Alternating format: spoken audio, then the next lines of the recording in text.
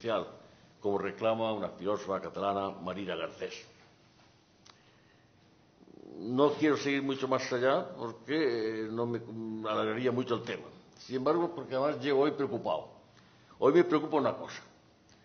Mientras seguimos haciendo discursos muy genéricos y llenos de razón, como los que estamos haciendo aquí, el Ayuntamiento sigue impulsando y aprobando múltiples actuaciones que contradicen lo que defendemos en este foro.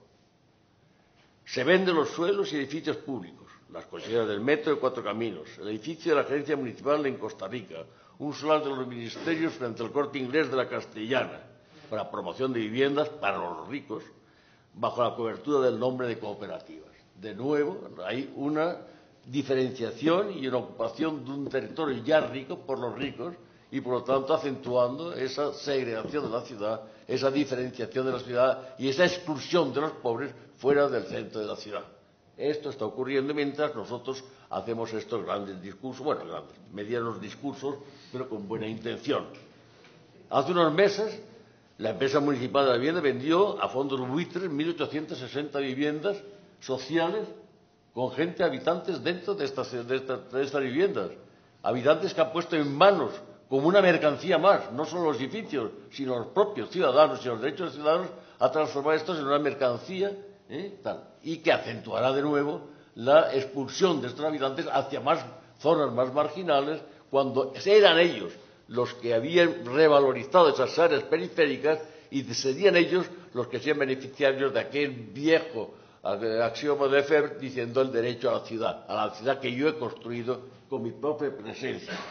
Pero esto está haciéndose aquí hace unos meses solo. Y no solo la empresa municipal de la vivienda. Sumemos a esto las casi 3.000 viviendas que el IBIMA, el Instituto de la Vivienda de Madrid, la Comunidad de Madrid, ha hecho lo mismo con casi 3.000 viviendas con las mismas condiciones y a los mismos fondos buitres. Por cierto, que a veces da apuro, parece purista y parece desaliñado por mi parte hablar y tomar este nombre de fondos buitres. Pero yo he buscado en la hemeroteca una entrevista que le hace a uno de estos fondos buitres, a estos señores, un periodista, y le dice: oiga, pero ustedes son unos fondos buitres, unos buitres. No, somos oportunistas. Pero en todo caso, los buitres son necesarios para limpiar de carroña la naturaleza. Textualmente contestado en un periódico con nombres y apellidos. No se sonroja este señor. Bueno, mañana miércoles, para que sepamos cómo estamos diferenciados, cómo estamos de alejados los discursos que estamos aquí llevando, mañana miércoles, en el Pleno Municipal, se aprueba provisionalmente la modificación del Plan General de Madrid para facilitar la operación Plaza de España, especialmente lo que se refiere a la descalificación del edificio de Plaza de España. Y se aprueba definitivamente la operación Maú Calderón, con las 5 torres fantásticas o las 7 torres fantásticas que se van a plantear ahí. Es decir, mientras nosotros estamos aquí discutiendo, intentando averiguar qué es esto de la desigualdad, qué importancia tiene, cómo esto se manifiesta de forma visible en la ciudad, el Ayuntamiento de Madrid, día a día va consolidando una ciudad ajena a la racionalidad y la cohesión social.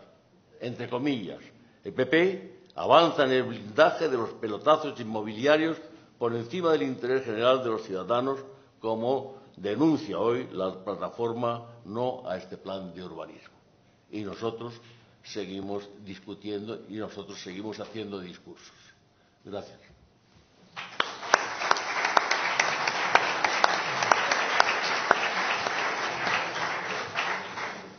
Félix Arias. Bueno, espero no aburriros demasiado, que ya van muchas intervenciones, entonces voy a hacer unas pocas ideas voy a expresar. Vamos a ver. Todo el proceso de lo que está ocurriendo en la evolución de la ciudad, en la cuestión, lo que consideramos ahora cuestiones urbanas y en concreto la desigualdad, hay que enmarcarlo lógicamente en cómo está evolucionando, digamos, la modernidad y la nueva fase en la que ha entrado, digamos, a finales del siglo.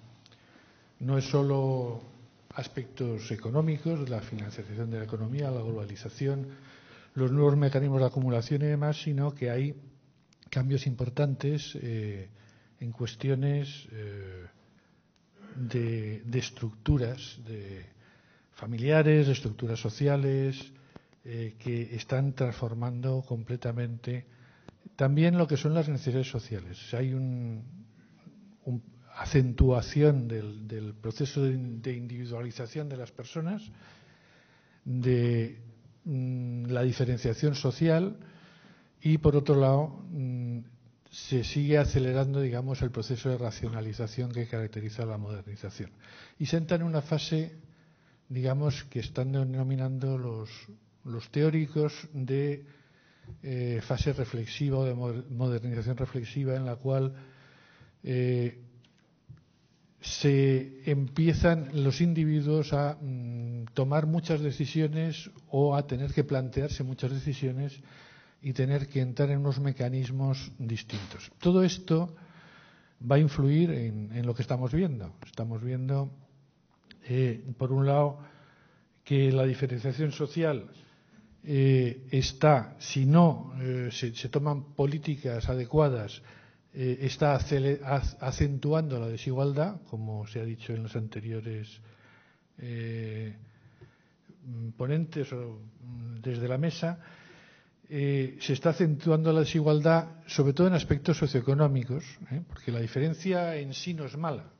La diferencia en sí de las personas, de sus culturas, de sus características individuales, no es mala siempre que existan mecanismos o dispositivos que eviten situaciones de desigualdad o desigualdad excesiva, y especialmente en materia socioeconómica. Y, como dice Amartya Sen, no se trata solamente de generar un sistema de igualdad de oportunidades para que las personas diferentes tengan una mayor igualdad o una posibilidad de acceder a una mayor igualdad, sino que se trata también de que haya capacidades. O sea, de nada sirven las oportunidades si la gente no tiene capacidades personales o asequibilidad para poder acceder a las oportunidades que se ofrecen.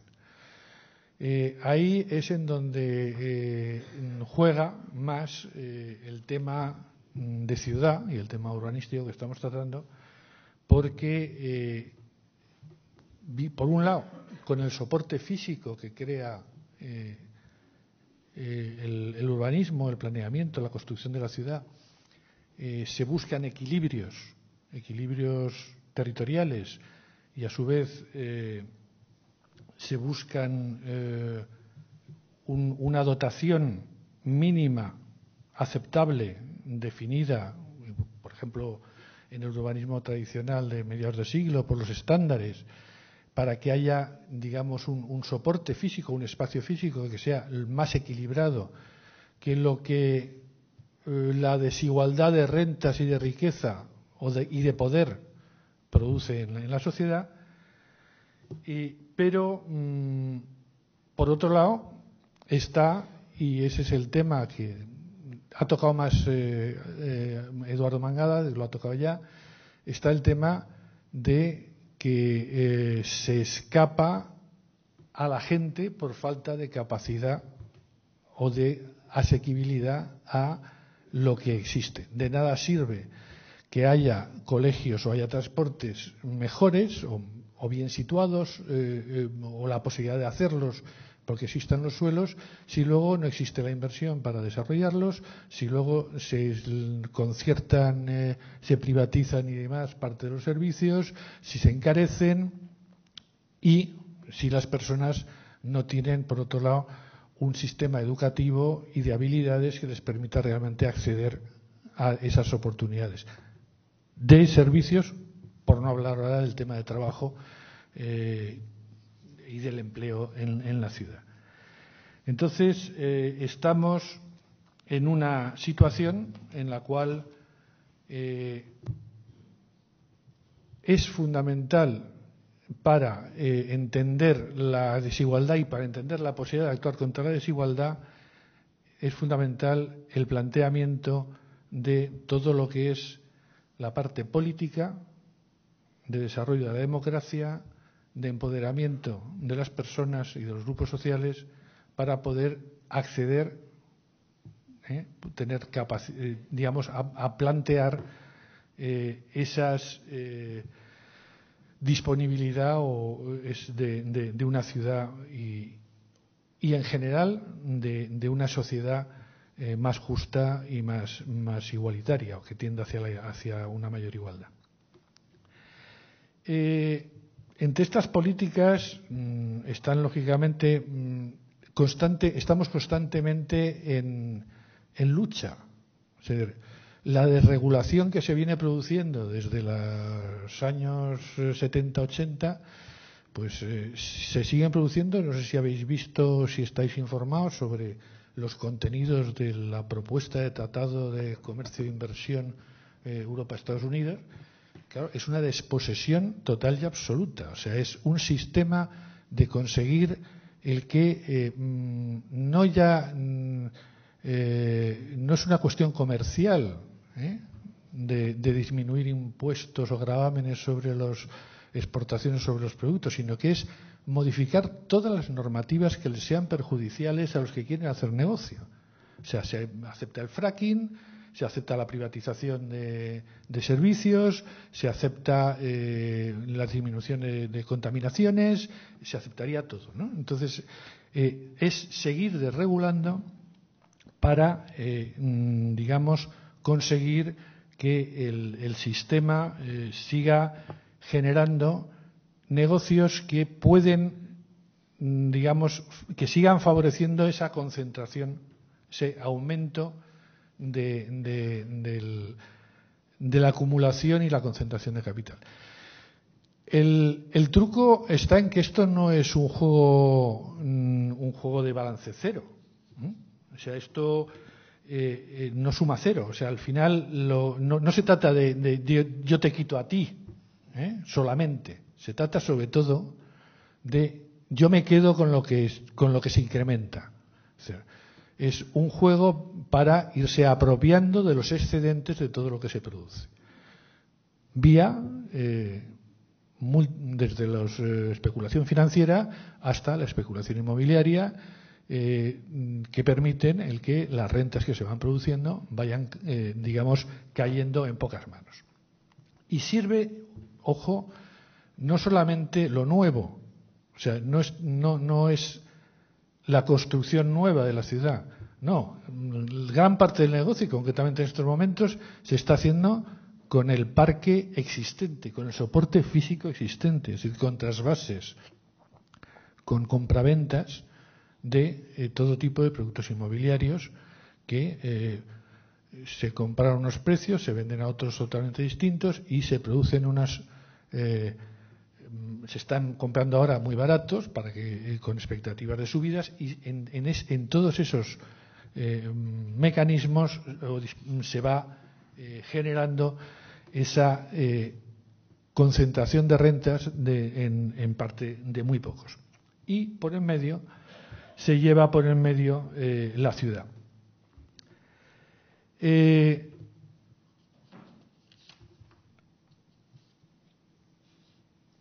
Ante esto, un debate también que se puede plantear, y que Paco lo tenía en su papel, pero me parece que no lo ha dicho, es el planteamiento de, bueno, las políticas con las que podemos acometer esta lucha contra la desigualdad. ¿Valen solo las políticas redistributivas como se ha venido haciendo hasta ahora? ¿O se ha intentado venir haciendo? En estos momentos no se hace. ¿O hay que introducir otro tipo de políticas predistributivas de control de salarios, por ejemplo, una serie de medidas que hagan que la igualdad o la lucha contra la desigualdad no se produzca solo por el efecto de quitarle mediante los impuestos a los que más han acumulado en riqueza o en rentas, sino con mecanismos previos para que la sociedad sea más justa. Mecanismos redistributivos, predistributivos, políticas sociales, como decía antes, que incrementen la capacidad de las personas para, digamos, acceder a las oportunidades, políticas espaciales y otro tipo de políticas que mejoren las oportunidades que se plantean a las personas, y políticas de empoderamiento democráticas que permitan el que la gente tome las riendas de las cosas y, digamos, participe y oriente los nuevos objetivos que se tienen que plantear, por ejemplo, en el urbanismo, aparte de otras políticas de la sociedad. Estamos en una situación en la cual los nuevos, digamos, procedimientos son importantes.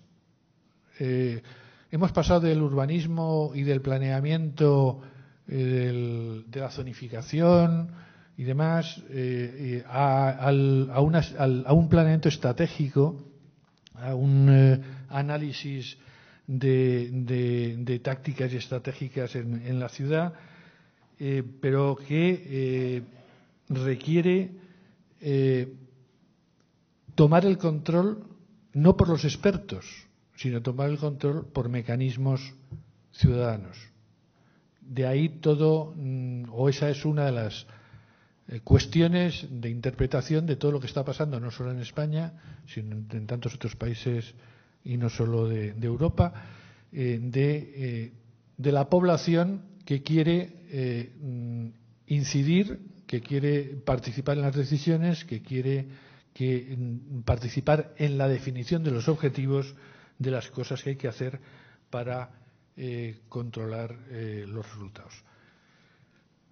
Resultados que, por otro lado, con las nuevas técnicas o los nuevos planteamientos de toma de decisiones requieren una constante evaluación de lo que se hace. Es decir, ahora mismo los análisis ya no son previos a las acciones o a los proyectos, sino que los análisis se producen en las propias acciones.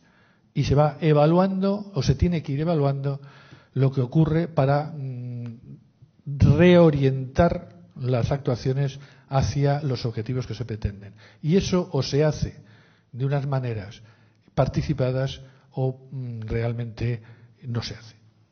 Es que es la cuestión de lo que está pasando.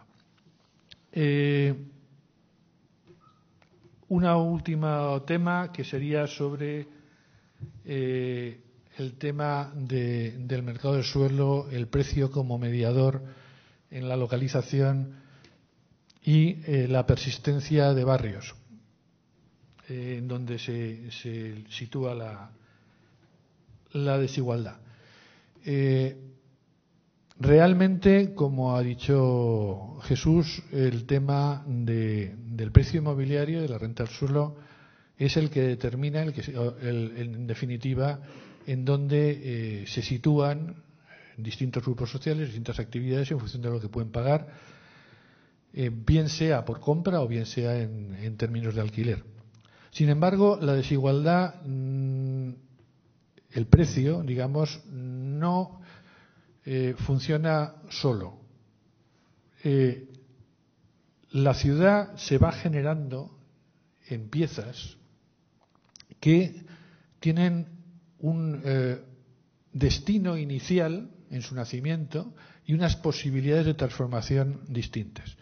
En los estudios que hemos hecho en la Escuela de Arquitectura, en el Departamento de Urbanismo, sobre barrios en Madrid, barrios vulnerables, desfavorecidos y demás, se comprueba fácilmente, y los tenéis en artículos y en la web y demás, cómo pues los barrios digamos, el barrio de Lavapiés era un barrio obrero en su origen, con corralas. Si no hay unas fuerzas que lo transformen por renovación urbana o produzcan una gentrificación, ese barrio, con ese tipo de edificación, se mantiene, y de hecho todavía se mantiene en Lavapiés muchas zonas, como zona desfavorecida, zona pobre, zona mediada por el precio, obviamente, zona de bajo precio para la venta de las viviendas y de bajo precio de alquiler.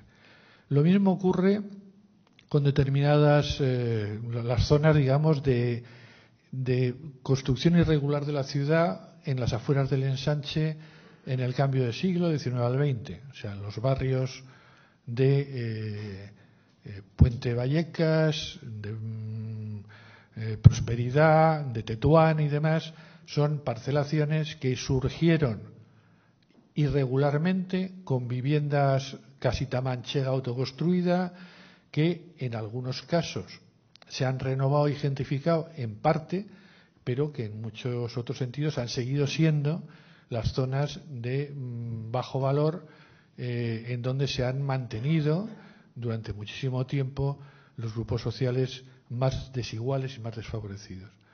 Lo mismo pasó con las zonas de chabolismo posteriores a la guerra y con los barrios de remodelación que las sustituyeron, en donde en los años 70 hicimos muy buen urbanismo y muy buena vivienda para personas que, sin embargo, no se las facilitó las capacidades, y es un tema que he venido sacando, para incorporarse a la vida social, porque justo en esos mismos años empezó el paro a acentuarse de una manera brutal.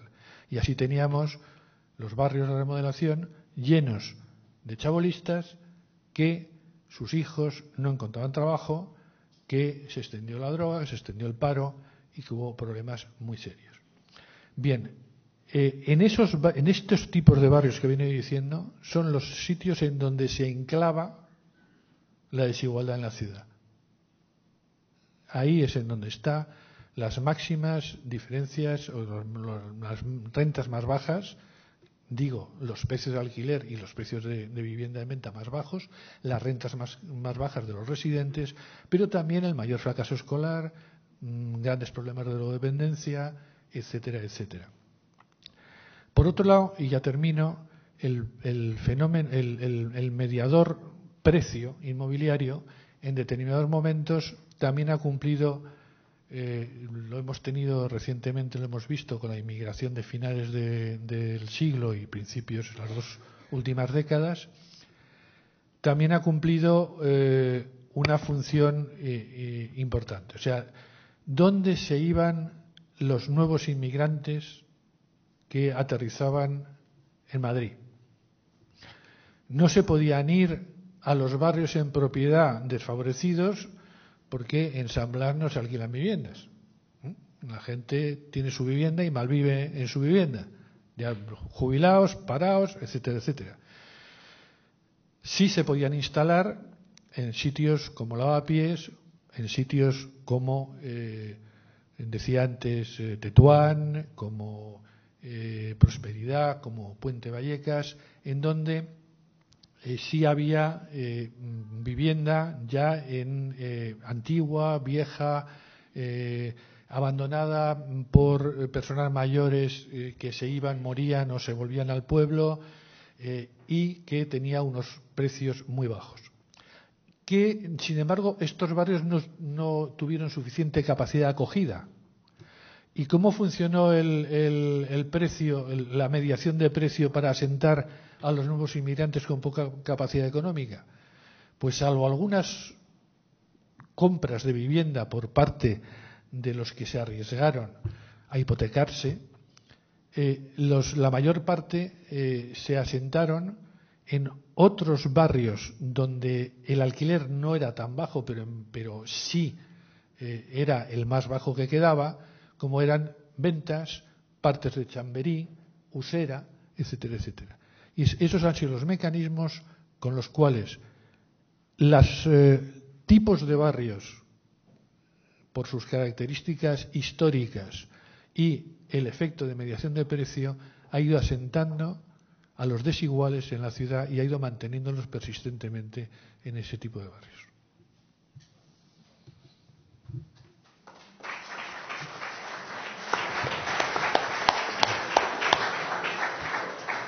Bien, pues yo creo que es el momento del debate. ¿Hasta qué hora tenemos? Hasta las 9:30, Teresa. Ah, 9:30. bueno, las 9 son ahora. Las 9:30, las 9:30. 9:30. Bueno, si es hasta las 10, hasta las 10, que no sé si nos echan o nos cierran. Bueno, pues que intervenga el público. Y yo creo que es mejor que intervenga la gente, ¿no? Y luego nosotros al final, pues no acaparamos demasiado. Julio Rodríguez. Sí. Un micrófono para Julio. Si tú tienes una voz potente, Julio.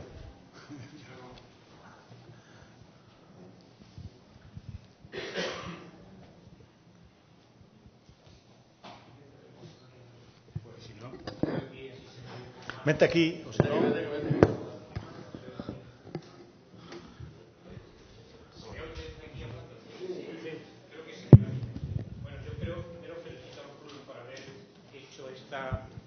organizado este debate, además ligando desigualdad con política urbanística. Ya sabéis que en España las facultades de económicas siguen sin estudiarse economía urbana. O sea, los economistas en España terminan la carrera, no saben qué es un plan general de ordenación urbana, ni asocian para nada la relación que tiene el suelo con el comportamiento económico. Ya en la práctica lo van aprendiendo, pero desde el punto de vista académico, en las facultades de económicas de España, esta historia de la economía urbana no existe prácticamente. Yo lo metí en mis tiempos de presidente de Caja Granada y presidente del Consejo Social, gracias a esta segunda condición, en la Universidad de Granada, y me acuerdo de un aula llena de alumnos donde dije: ¿alguno de ustedes sabe lo que es un plan de urbanismo?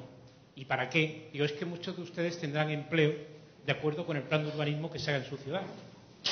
Aquello les sonó a chino. En todo caso, yo creo que la aparición del libro de Piketty es importante porque las descalificaciones que en España ha habido para quienes defendíamos el impuesto sobre el patrimonio han sido terribles. O sea, ha sido posiblemente de las críticas más agudas. Yo llamaría la atención de Carlos Berzosa en que en las estadísticas de renta nacional la inversión en vivienda pesa solamente un 4 o un 5%, mientras que en las estadísticas de la riqueza nacional la vivienda está en torno al 60 o al 70%. La explicación está en que hay una curiosa definición que establece que la inversión en vivienda entra solamente el ladrillo puesto, pero no entra para nada el suelo.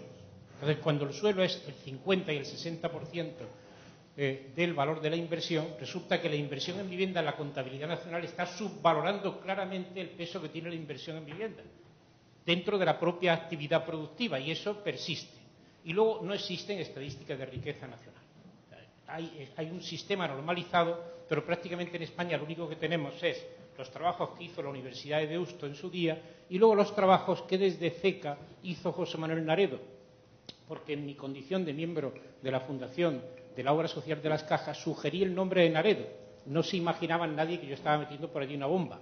Y entonces, claro, Pizarro, que era el que presidía aquello, no le sonaba Naredo para nada, y entonces Naredo hizo un montón de estudios que publicó donde confirmaba, primero, ese dato de peso de la vivienda dentro de la riqueza como el 70%, y sobre todo Naredo anticipó una tesis muy importante, era que la desigualdad en España era mucho mayor en materia de patrimonio que en materia que de rentas. Es decir, que las desigualdades son de 1 a 1000 en materia de patrimonio que en materia de renta y de ingresos salariales. O sea, esto se puede decir, por tanto, que esto es una cuestión estructural. ¿Por qué en el PIB no entra el suelo? ¿Y por qué sí entra la riqueza y la riqueza no se mide? Y luego, impuestos sobre el patrimonio. En los que hemos militado muchos años en el PSOE, los debates en torno a si era bueno o no que hubiera impuestos sobre el patrimonio fueron terribles. Cuando Zapatero lo quitó, pues rápidamente pues todos los corifeos, todos los genízaros, como dice Eduardo Mangada, pues rápidamente todos dijeron que qué bien estaba, que era un impuesto absolutamente absurdo. Y los que teníamos que defenderlo, aunque es verdad que técnicamente el impuesto era mejorable, decíamos algo tan elemental como que gracias al impuesto sobre el patrimonio se podía conocer mucho mejor la renta, se podía conocer bastante mejor cuál era la situación patrimonial clara. Hoy tenemos una confirmación cuando leemos en el periódico del señor Sócrates en Portugal cómo con 2.000 euros de pensión podía mantener una vivienda de 3 millones en París. Es decir, que esto está claro que el papel controlador del impuesto sobre el patrimonio es importante porque nadie puede aparecer con un palacio de 100 millones de euros ganando 1.000 euros al mes. O sea, es un ejemplo muy extremo, pero está claro que ese impuesto juega un papel de mejor conocimiento de la riqueza. Y en España remito a los trabajos publicados por CECA, por la ex-CECA, porque ya prácticamente lo que queda es CECABAN, y en los trabajos que ha publicado Naredo, donde todo esto que estoy diciendo está ahí bastante bien confirmado. Luego, los demás, como soy urbanista y yo de eso sé más bien poco, más bien por intuición, hombre, lo que sí se me ocurre es que Eduardo ha dicho mañana el Ayuntamiento de Madrid aprobará 3 o 4 burradas. Resulta que este país yo no defiendo que este país sea como Francia. Una dirección general del gobierno francés decide el destino del suelo. En este país las decisiones sobre el destino del suelo son básicamente locales. Es verdad que son corregibles por las autonomías, pero las autonomías han empeorado las decisiones de los ayuntamientos en materia de suelo. No las han mejorado en modo alguno. Entonces, es normal que en este país el Estado no tenga nada que decir sobre estas burradas territoriales. En la mesa están sentados urbanistas mucho más identitaristas y proterritoriales que yo, que me admito que soy mucho más jacobino que 2 de los que están en la mesa. Pero está claro que a mí me parece que este mecanismo de decisión, algo tan relevante como es para las decisiones sobre el destino del suelo, que queden estrictamente en manos de administraciones locales, en las cuales esa libertad de manifestarse la pueden tener mañana la gente e ir a la calle Montalbán y manifestarse.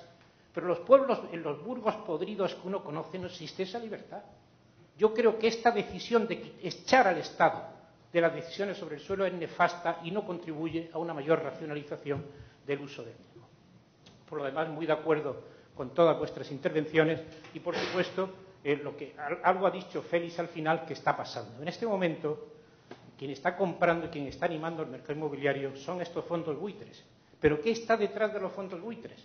Pues la política de los bancos centrales de resolver los problemas económicos dándole a la máquina a hacer billetes, inflando el mundo absolutamente de dólares y de euros, que es lo que va a tener que hacer ahora el Banco Central Europeo. Remito a un artículo muy bueno hoy de Santiago Carbó en El País.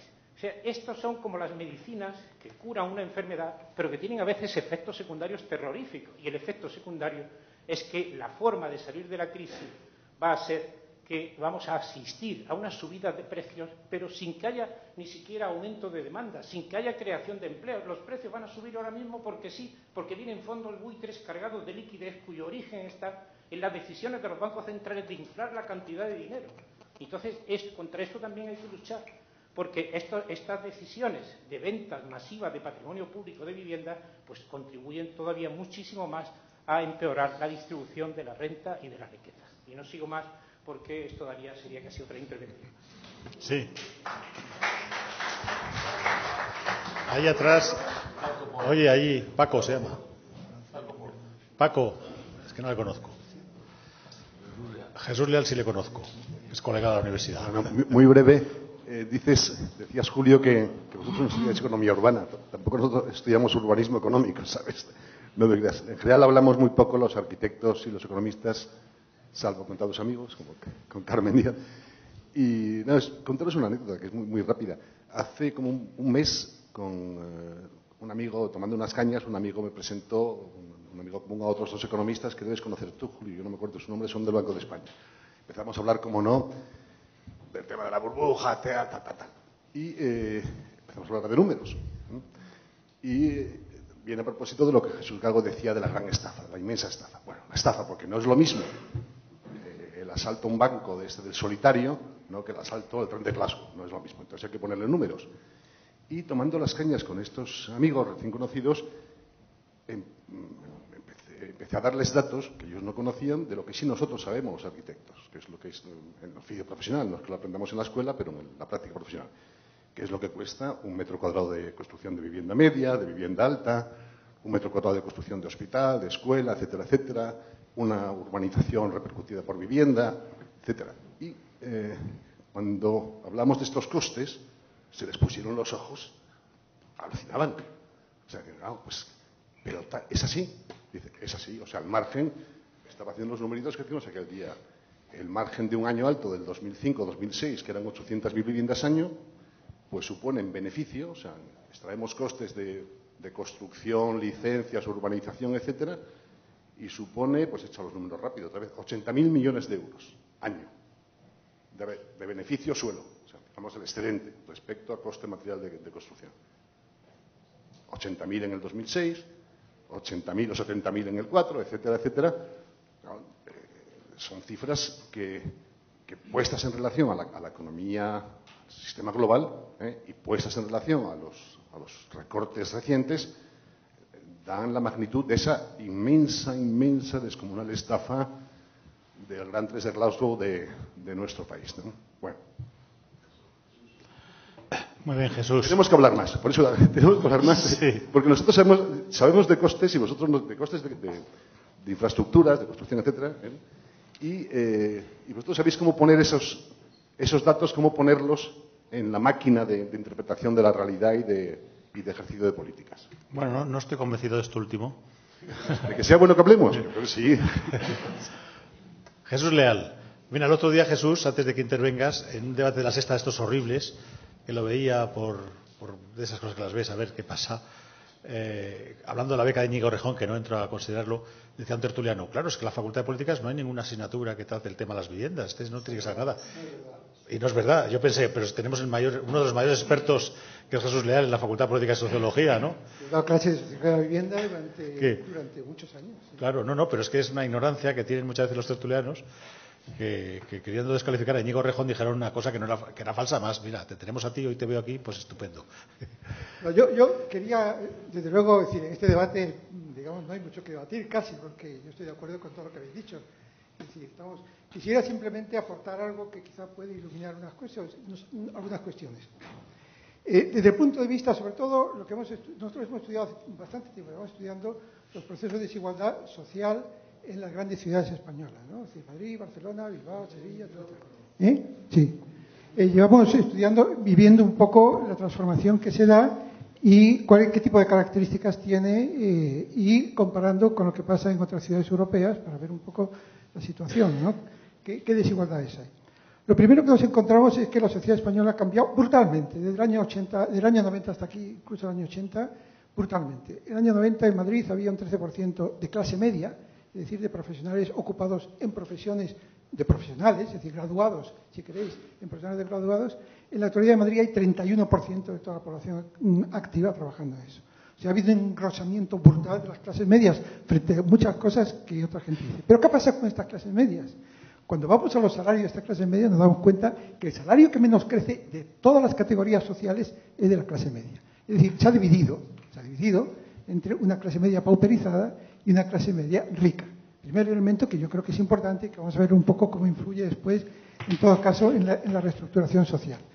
Y luego ha habido un hundimiento de la clase obrera desde el punto de vista de las ocupaciones, que pasa del 21 al 9%, 8%, y, sin embargo, un crecimiento muy fuerte de los trabajadores de los servicios precarios, que son los inmigrantes, ¿no? Este tipo de estructura nos va a dar una idea de cómo se va a distribuir después toda esa población en el territorio y qué tipo de pautas va a seguir. Las pautas son muy parecidas en todas las ciudades españolas, porque en todas, en el fondo, ha regido, incluso en Barcelona, ha regido el mismo proceso social.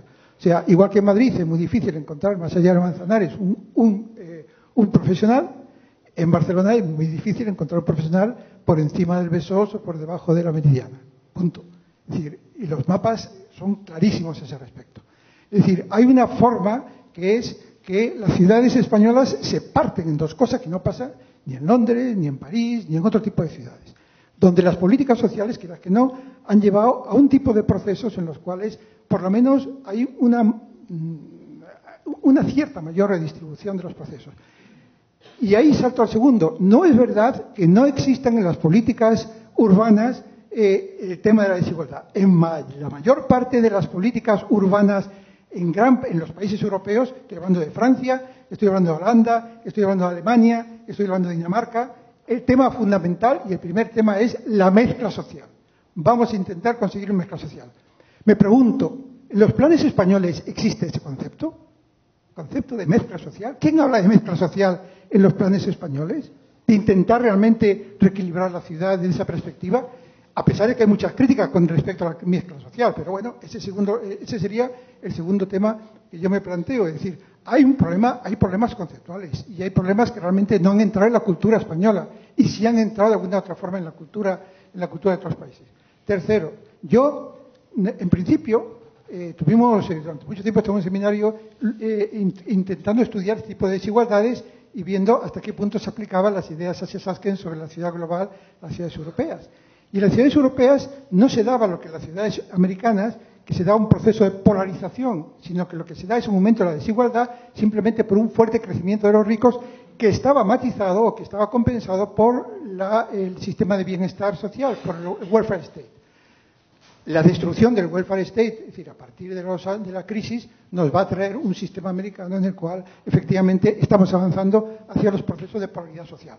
Los ricos son más ricos y los pobres son más pobres, y los pobres son más y los ricos son más. Es decir, en ese tipo de estructura es la que vamos. ¿Y qué pasa desde el punto de vista de lo que es el urbanismo? Bueno, hemos estudiado, por ejemplo, cuáles han sido las intervenciones en temas de rehabilitación durante los últimos años. Todas las que hemos estudiado, todas. Madrid, Barcelona y Zaragoza hemos cogido como ejemplo, no nos ha dado posibilidad ni dinero para estudiar más. Todas, menos una de Barcelona, todas contribuyen a aumentar la desigualdad. Una por gentrificación, es decir, unas porque han facilitado lo que es la entrada en el centro de la ciudad de estas clases medias, altas, expandiéndose, que van hacia el centro y ocupan una parte de lo que es el territorio que de alguna forma habían colonizado los trabajadores y habían, digamos, incrementado su valor a los trabajadores, y otras porque fijan la pobreza de tal manera que no permiten, digamos, ninguna transformación de las mismas. Y entonces, y esto lo digo porque en estos momentos que se habla fundamentalmente de políticas de rehabilitación, no he visto tampoco en ningún lugar que en esos objetivos de política de rehabilitación se plantee también procesos de mantenimiento de las clases trabajadoras dentro de los que es los lugares que han conquistado en los centros de las ciudades. Bueno, son simplemente dos pinceladas para aplicar un poco lo que son la evolución de la estructura social y las políticas urbanas en relación con eso. Muy bien. Vamos a ver si hay alguna intervención más, ¿no? Me parece que había alguna ahí. ¿O no hay más intervenciones? Ahora vamos a la mesa. Mangada, quería... Tres cosas. Tres cosas se me ocurren. Una, reforzando el tema de que las políticas actuales, las últimas intervenciones actuales en las grandes ciudades, lo que han hecho es prácticamente reforzar la desigualdad, previamente por un proceso de apropiación de los lugares ya prestigiados por las clases emergentes o por las clases poderosas que hacen de negocio el centro de la ciudad como gran materia de negocio, porque ha agotado el negocio inmobiliario de las grandes extensiones periféricas, la ciudad central se transforma en el gran núcleo, en el gran lugar del negocio. Ahora tienes operaciones del Banco de Bilbao, operaciones de tal. Segundo, yo creo que, Julio, yo comprendo que ante determinadas bestialidades que se ven en los ayuntamientos hay como una cierta tendencia a recentralizar las decisiones, es decir, a decir, bueno, es que si hubiese mayor control desde el gobierno central ¿sí? Habría menos bestialidades municipales. Yo realmente, Julio, creo que es absolutamente erróneo. Sí, mientras el gobierno central participe de la misma perversión ideológica, pero que participan los alcaldes y los gobiernos locales, harían las mismas bestialidades, pero más grandes, muy más lejos. Es decir, cuando aquí se plantea incluso un pequeño debate en Madrid sobre el sistema de Adelson y del ¿cómo se llama? Eurovegas, realmente ante la posible bronca vecinal local tal, se reclama que Rajoy intervenga para garantizarlo, es decir, reclama la autoridad plena el que legalice una bestialidad mayor, que no se atreve a hacerla. Yo creo que el problema está en que hay una perversión ideológica en todas las administraciones públicas españolas, especialmente referidas a la tarea de dirigir la ciudad y del urbanismo y la construcción de la ciudad, como concepto del urbanismo más amplio, construir la ciudad, no hacer solo planes de la ciudad, sino el proceso de construir la ciudad. Hay una perversión porque realmente hay un sometimiento de cualquier lógica y racionalidad urbanística a las puras leyes del mercado. Y el primero que llega, el que primero compre, es el que manda. Y esto, desgraciadamente, se ha dado en municipios del PP y en municipios del PSOE y en municipios de Izquierda Unida. Han participado todos en estos últimos momentos de la misma lógica de preeminencia del crecimiento y de poner la ciudad al servicio del mercado y no al servicio de otras personas. Y por último, de la transmisión de la manifestación, cuando se dice que la ciudad es cuando es más evidente las desigualdades, realmente es porque casi es más evidente incluso físicamente. Es decir, la ciudad se guetiza, se forman cada vez más espacios muy acordonados donde las gentes privilegiadas se asientan, crean sus cotos, incluso crean sus murallas, bien con policía, bien incluso con mallas alambradas. Es decir, en este momento, ¿qué está ocurriendo con estas compras que yo he denunciado? Se están aprovechando parte de la rica para enriquecer más. Es decir, hacer de las cocheras de Santa Engracia un lugar de negocio inmobiliario. Yo lo sé porque se están diciendo que están vendiendo a 5.000 euros el metro cuadrado, o más. Va a salir a más, según un consultor mío. Realmente lo que estamos haciendo es, realmente, las oportunidades de una ciudad donde está ya la riqueza acumulada, hacer la propiedad de los más ricos. Y además acordonarla. Eso que se han llamado gated communities, de ciudades acotadas, es lo que está ocurriendo. Pero ¿qué está ocurriendo con la ciudad del Banco Bilbao Vizcaya, que es un gueto más, una segregación más, que se ha trasladado del centro de la ciudad, empobreciendo el centro de la ciudad para irse a buscar otro sitio? O ya no digamos la transformación en la periferia lejana de la ciudad de las finanzas de Santander, dejando vacíos sus negocios inmobiliarios para venderlos y transformarlos en valor como solares.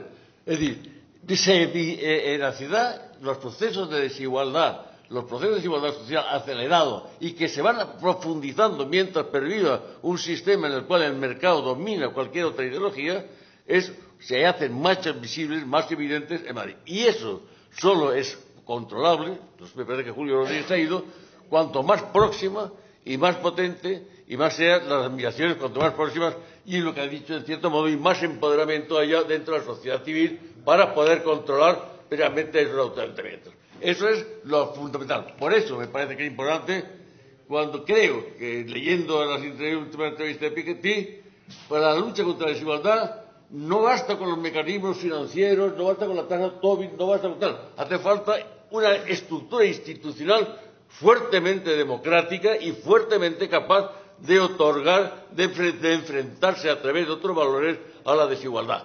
De hecho, el propio Secchi, cuando analiza determinadas ciudades, la desigualdad no se manifiesta igual en todas las ciudades. Ha dependido mucho de la Constitución y ha dependido mucho de la ideología dominante o de la hegemonía ideológica de determinados ayuntamientos, donde la desigualdad ha sido menor en aquellos ayuntamientos que no, en unos municipios, en unas ciudades que en otras, gracias a que había una estructura institucional mucho más dominada, mucho más ideológicamente decidida a luchar contra esa desigualdad y a luchar por un cierto equilibrio y por una cierta actitud, cuando menos educada y civilizada.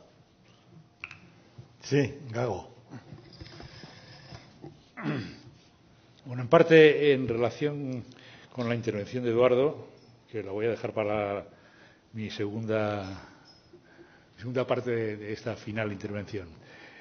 Antes quería señalar algunas cosas que de alguna manera han salido en las intervenciones posteriores, incluso en la intervención ya de debate del conjunto, y que yo no había mencionado en mi primera intervención y me parece que tiene interés el ponerlo aquí como recordatorio.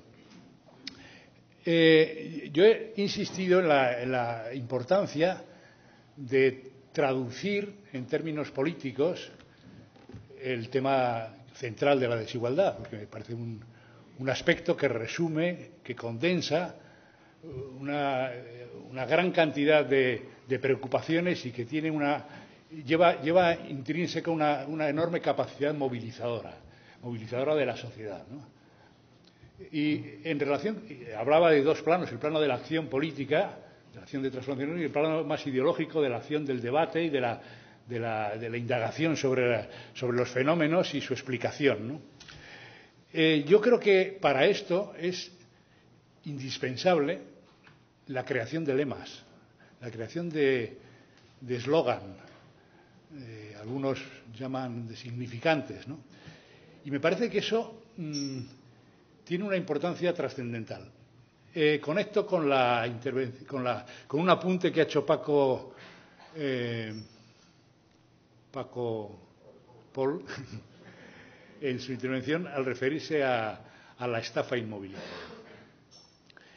Cuando yo digo que lo que se llama crisis, o sea, explosión del boom y desencadenamiento de la burbuja y de la quiebra final, y lo denomino estafa, es porque obedece y es un calco del esquema piramidal, de los timos piramidales que inventó Pozzi al principio del siglo en América, ¿no?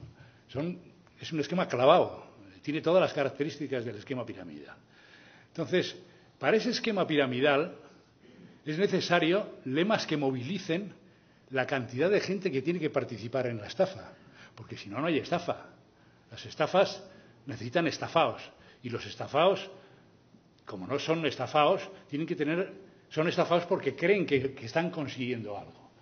En ese sentido, yo creo que hay un lema que cita Paco en su papel, un lema de una capacidad movilizadora extraordinaria que posibilitó la formación en su momento de una primera burbuja en los años 85-89 y posteriormente la gran burbuja del 97 al 2007, que es el lema de enriqueceros, que lo pronuncia Solchaga y no es baladí. O sea, es que ese tema, eso resumió los anhelos de las personas para que se movilizaran en un sentido determinado, que era el de constituir la masa necesaria para esa gran estafa piramidal. Pongo otro ejemplo. Lo tomo prestado de un periodista que, desde mi punto de vista, es lo más lúcido que tiene la derecha española en estos momentos, que es Enric Juliana, periodista de La Vanguardia. Y señalaba el otro día el gran poder movilizador político que tuvo el lema de la ley de reforma política, expresado en una canción que no sé si solo los más viejos recordaréis, que es el de "Habla, pueblo, habla", y libertad sin ira. En ese lema se resume, para quienes estamos ahora estudiando o revisando críticamente la transición, ese lema ha tenido una capacidad movilizadora tremenda para crear lo que, desde mi punto de vista, ha sido el gran espejismo de la democracia de este país, ¿no? Tercer lema, y es por el que entro en la actualidad, es el lema de "Somos el 99%". Ese lema de "Somos el 99% y la ocupación de Wall Street", etcétera, me parece que resume perfectamente, se llame así o mute a otro nombre, me parece que es lo que necesita la gran cuestión central de la desigualdad para convertirse en una movilización, o para dar lugar a una movilización que lo transforme. Entro en la parte de Eduardo Mancada. El tema de la separación y de la exclusión que señala Secchi, y de la formación de guetos, etcétera. Yo creo que eso, de alguna manera, remite a un gran problema de la sociedad, que es la invisibilización de partes extensas de la sociedad. La primera condición para vencer al enemigo es no nombrarlo, ¿no? Ni siquiera darle nombre, o sea, en lo que se llama el ninguneo, ¿no? La gran victoria de Thatcher, como pone muy bien de manifiesto Owen Jones en su libro de Chaps, la gran victoria de Chaps fue conseguir que se invisibilizara la clase obrera de Inglaterra. Consiguió que no existiera. Y hoy día lo que de alguna manera el imaginario colectivo era la clase obrera, se ha sustituido por los Chaps, por lo que aquí son los canis. Esos son Entonces, esos mecanismos de invisibilización de grupos sociales tienen también su reflejo en el territorio, de invisibilización de los habitantes de las ciudades, del desconocimiento de unos y otros. Porque si no hay un desconocimiento no puede haber sociabilidad. Si nos desconocemos los unos de los otros, no hay posibilidad de cemento que nos una, ¿no? y que nos permita luchar en una transformación, ¿no? Entonces, me parece que esos mecanismos se refuerzan, esos mecanismos de invisibilización se refuerzan por otros artefactos, a veces que llegan al extremo de ser físicos, de rodearse de guardias de seguridad, etcétera, de barreras, pero hay barreras invisibles que operan exactamente igual que Barreras. Y lo hemos hablado muchas veces en los debates de este club sobre el tema de los nuevos barrios, los PAUs, etcétera, etcétera, que han ido conformando guetos de esa clase media de la que habla Jesús Leal, o de clases más o menos acomodadas o menos acomodadas, pero que se sienten confortables en un lugar que les invisibiliza de todos los demás y que les hace invisibles a los otros. Entonces, eso me parece que los mecanismos urbanísticos refuerzan muchas veces esos. ¿Cómo se contrarrestan? Yo creo que se contrarrestan. Hay muchas ocasiones para contrarrestarlo. Una de ellas me parece que es la de la reivindicación de los lugares de encuentro y de las ocasiones de encuentro, ¿no? Por eso me parece que tienen tanta importancia las mareas. Las mareas es una forma de visibilizar, de que encontremos, quienes estamos aislados, que encontremos que la gente existe y que la gente habla, ¿no? Habla pueblo, habla, pues habla en la calle, se pone camisetas, ¿no?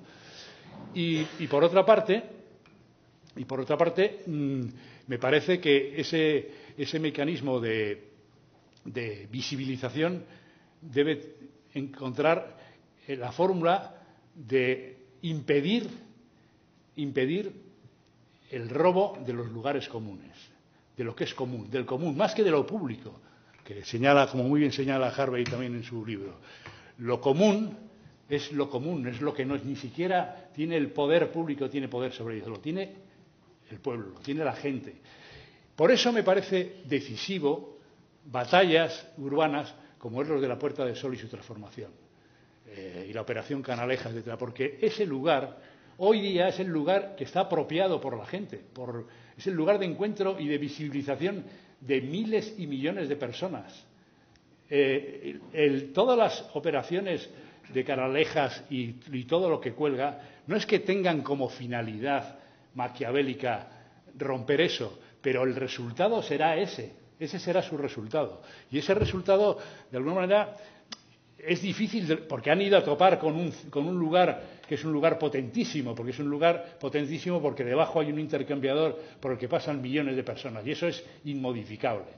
Lo mismo que es inmodificable el carácter, digamos, casi marginal y del sur, con que está marcada Atocha y los alrededores, que no se ha quitado ni siquiera a partir de los esfuerzos que hicimos por romper esa barrera de norte-sur desde el plan general, que entonces sí nos planteábamos a veces este tipo de cosas, eso no se ha quitado y sigue estando marcado porque es muy fuerte, porque es la gente la que imprime ese carácter. Y mientras no se expulse a la gente y todo lo que le rodea, sus costumbres, sus hábitos, sus modos de hacerse presente, pues es imposible cambiarlo. Pero me parece que, y en ese sentido, yo creo que el Club de Debates Urbanos es otro ejemplo de que tiene que visibilizarse, porque si no nos visibilizamos, si no conseguimos que nos vean, que nos oigan, pues no, como dice Eduardo, viviremos en nuestro propio caldo. Yo creo que hemos hecho algunos esfuerzos recientes de visibilización, como fue por la edición del libro, pero son esfuerzos modestos porque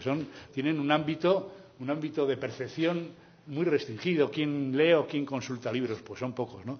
Yo creo que es necesario, aparte de la persecución de estos debates, esa presencia del club en algunos, no en muchos, porque somos pocos y con recursos modestos, en algunos temas que yo diría, ¿cuál es el criterio de elección? Pues el criterio de elección, como en las novelas negras, es el de qui prodest, ¿a quién beneficia? ¿A quién benefician determinadas actuaciones? Hay determinadas actuaciones que uno se puede preguntar, y lo de Mao, ¿a quién beneficia?